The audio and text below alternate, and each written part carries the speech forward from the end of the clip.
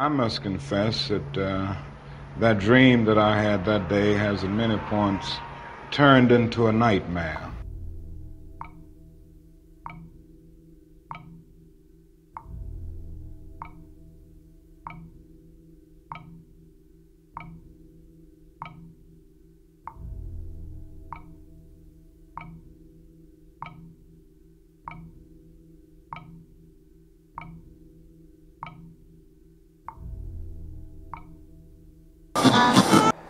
Now, the other thing that we've got to come to see now that many of us didn't see too well during the last 10 years, that is that racism not guilty is still alive in American society and much more widespread. Broke his neck after Baltimore police. A handful of protesters, a handful of criminals and thugs who... Many in moments of anger, many in moments of deep bitterness, engage in riots.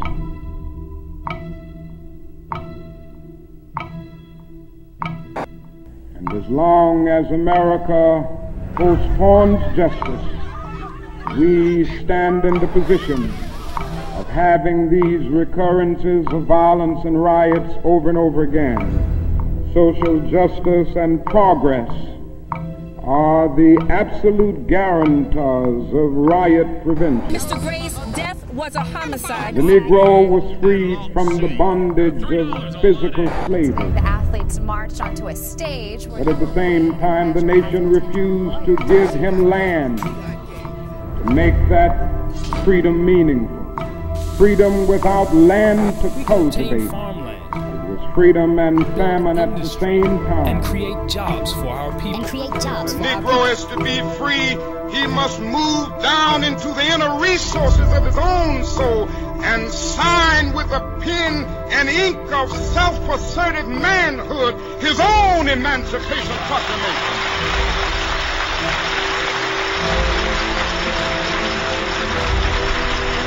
But I want to get the language right tonight. I want to get the language so right that everybody here will cry out, yes, I'm black, I'm proud of it, I'm black and beautiful.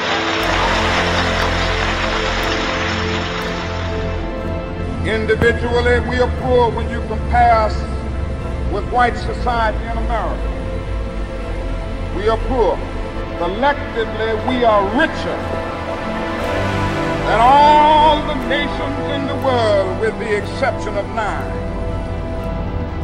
That's power right there if we know how to prove it. We begin the process of building a greater economic base, and at the same time we are putting pressure where it really hurts. We don't have to argue with anybody.